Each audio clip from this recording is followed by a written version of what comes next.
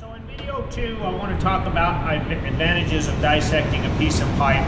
But first off, I'm going to kind of explain what dissecting a piece of pipe is. So we went through this class thus far. We've talked about pipe identification, how to tell the schedule of a piece of pipe, which is the wall thickness. We talked about ID, OD, nominal pipe size, so you should be able to make pretty good sense of this. So when you're dissecting a piece of pipe, there's two reasons why a welder or a fitter would dissect a piece of pipe. One, if you're going to lay out a miter and you're going to do a miter cut type of fab on a piece of pipe, or you're going to saddle a piece of pipe for a branch and header, that dissecting is needed so that you can transfer the dimensions out of the book, which we will get to in later modules. You're going to need to understand and learn how to dissect that piece of pipe in order to make things work. So that's one reason. If I'm doing some really advanced pipe fab, doing saddles, doing miters, orange peels, lots of different things, you're going to need to dissect pipe. The other reason that a person would want to dissect a piece of pipe is to aid in fabrication. So by dissecting a piece of pipe, basically you're dividing it into an even amount of pieces. So if I said, all right, I want to divide this piece of pipe into fourths, what I would do is I would go to the 12, the 6, the 3, the 9. So 12 o'clock, 3 o'clock, 6 o'clock, and 9 o'clock. And basically what that leaves me with is 4 pieces that are equal in size. And that's dissecting this pipe into fourths. Now, the reason a lot of people will dissect into fourths is because they're dealing with quarter turn fittings, 90-degree fittings.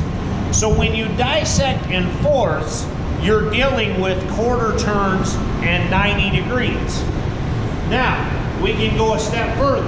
We could say, all right, well, I want to divide the piece of pipe into eighths. You're still going to do the 12, the 3, the 6, the 9, but you're also going to go in the middle and you're going to dissect it into 8 pieces that are equal in dimension. When you're dealing with eighths, quarter or fourths are dealing with quarter turns, eighths are dealing with eighth turns, which is your 45-degree fittings. So that's why you'd want to dissect it into eighths.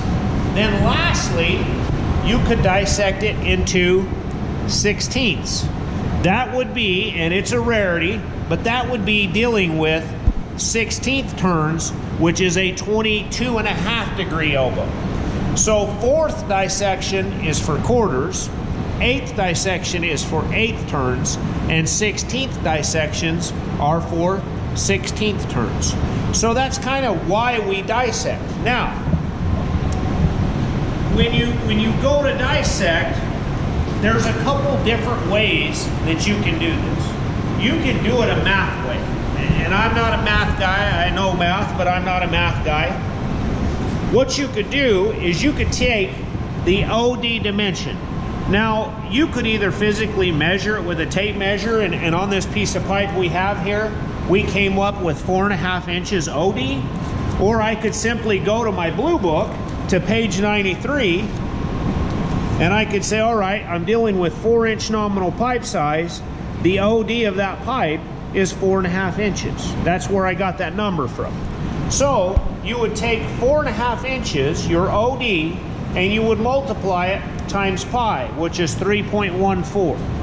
Then you're left with a circumference that is 14.13, awful close to 14 1/8. So once you have your circumference, then you could take your circumference and say, all right, I want to divide that 14.13. I'm dealing with 90-degree fittings, so I want to dissect my piece of pipe into fourths, so I would simply divide that by 4, right? Then that would give me a dimension that is the distance from here to here, and the distance from here to here, and they'll all be equal, right? So there's the math way. Then there's the book way. The book way makes life even easier. Because if you go to page 30 in your Pipe Fitter's Blue Book, there is a section here for pipe circumference divisions.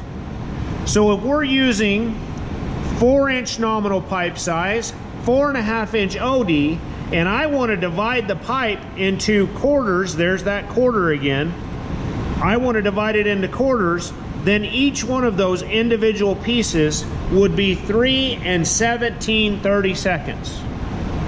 So from here to there is 3 and 17/32, as well as this piece, and that piece. They're all equal, right? So you can go to the Blue Book and do it. That is relatively easy. The problem with that is, what tape measure measures in 30 seconds? Most tape measures measure in 16 increments. So then you're, well, I think it's about right there. And that's awful close, but it depends on what tolerance you're working to and how close you want to get it. So now you've got two options. You got the math way, you have the book way. Now you're going to find the way I prefer to do it, right? So there's two ways fitters out there and welders will do it. They'll either, one, they'll use a piece of receipt tape. Now this is nothing more than on the old style calculators, receipt machines. That's what this is. You can get a case of them at Staples or any office store for like 10 bucks. So you'll either find they have receipt tape, or some welders will use joint tape. Tape that they use for sheetrock seams. And I actually prefer joint tape over receipt tape just because this is a little flimsy. The joint tape's a little stiffer, a little thicker. I tend to like the joint tape a little better, but I don't have any with me right now, so I'm going to utilize the receipt tape. So it's actually relatively easy. What I'm going to do is I'm going to take my receipt tape and I'm going to wrap it around my piece of pipe. And then once I get it wrapped nice and snug, making sure there's no wrinkles or anything all the way around, I'm going to take a pin and I'm going to mark where my tape touches, where it ends, and I'm going to make a mark. Once I have that mark, then I'm going to take it off. Right there at my mark, I'm going to bend my receipt tape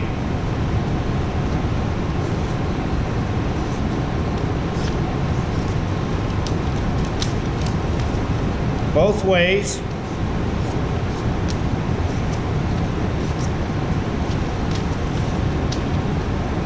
Probably not COVID friendly, but I'm going to lick it. And tear it, right? So now, basically what I have here is the circumference of the pipe. And I never had to do any math, and I never had to do any measuring. Heck, I didn't even need a book for it, right? So then I say, okay, well, I want to divide this piece of pipe in fours. So I take it and I fold it. If I fold it one time, I've now divided the circumference of that pipe into two pieces.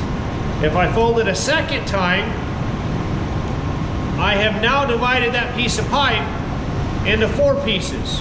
If I fold it a third time, I've now divided that piece of pipe into 8 pieces. And if I fold it again the 4th time, I've divided it into 16ths.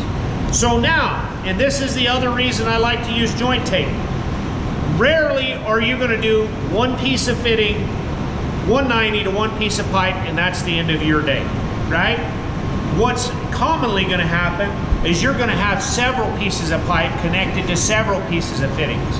And what ends up happening with this flimsy stuff, eventually you use it enough and it'll rip and it'll tear and you got to do all that over again. And I don't like to do rework in any way, shape, or form. That's why I like joint tape. And then when I have joint tape, after I did all my bends, no matter what I'm doing, I usually go to 8s, no matter what it is, because I may need it later. What I do is I go, okay, 12, 3, 6, 9, and I'll label everything out. And I'll make a mark everywhere it bends.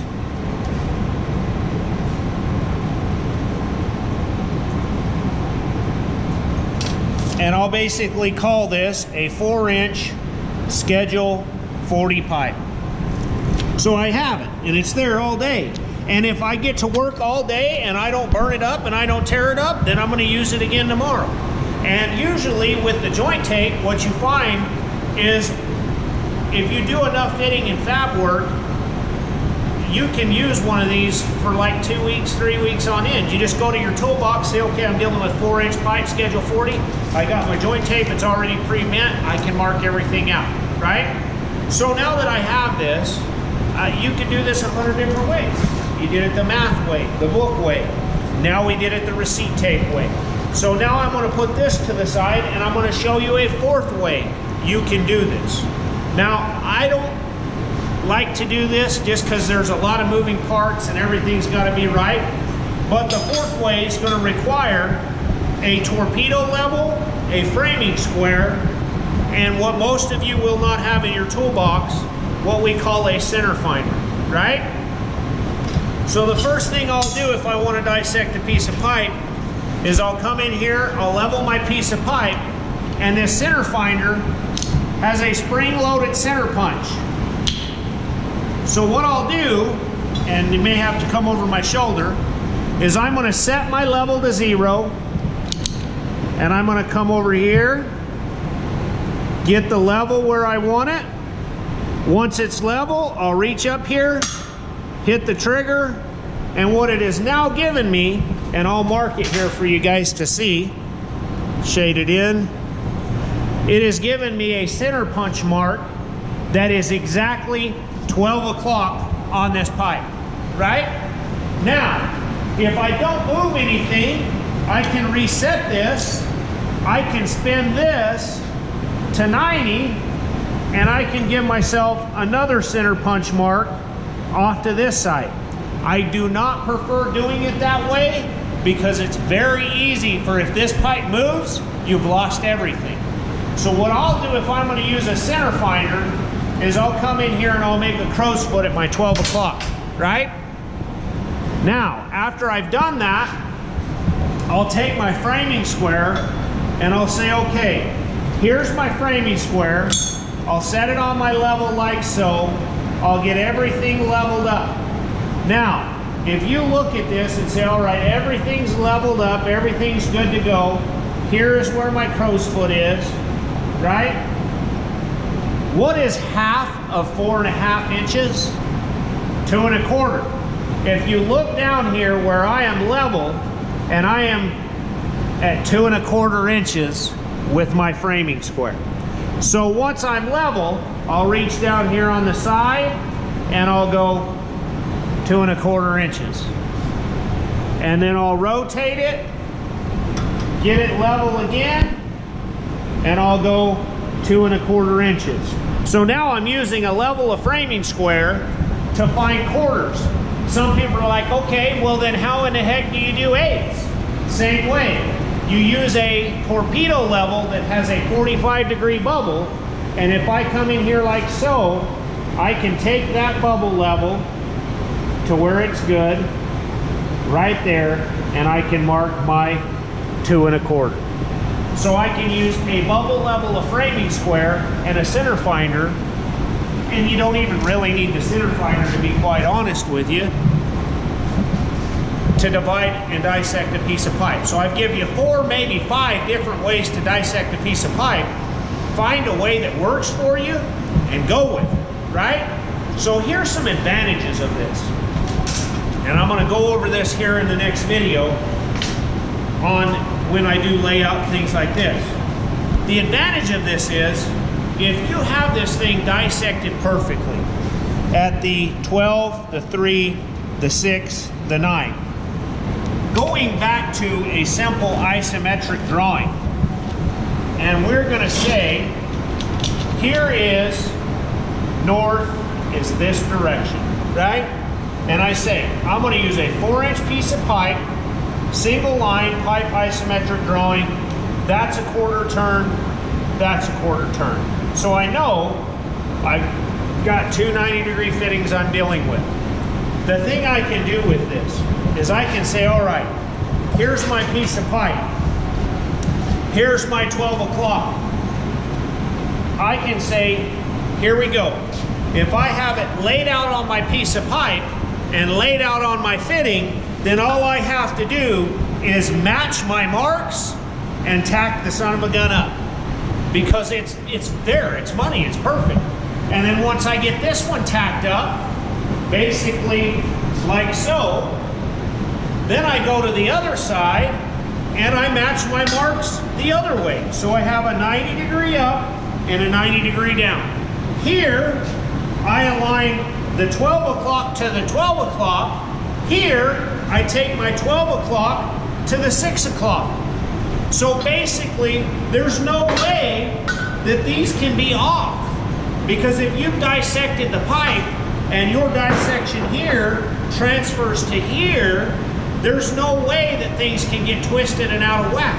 Now, I'm not telling you this is 100% the way fabricators do it in the welding industry. There is a few that fabricate this way, and it works really well. It's another tool in your toolbox. And I'll tell you guys, for people beginning as a pipe fabricator, this is a very easy way of fitting and fabbing pipe to avoid making mistakes. So there's a lot of advantages to this. Now, in the next video, I'm going to talk about disadvantages. And then that'll be the first part of the video. And then towards the end of the video, I'm going to show you how to actually lay it out on the piece of pipe. Get your lines all transferred, marked up, and be good to go. Then in the last video, I'm going to teach you how to dissect it on a fitting, because there's a little more to that. See you guys in the next video.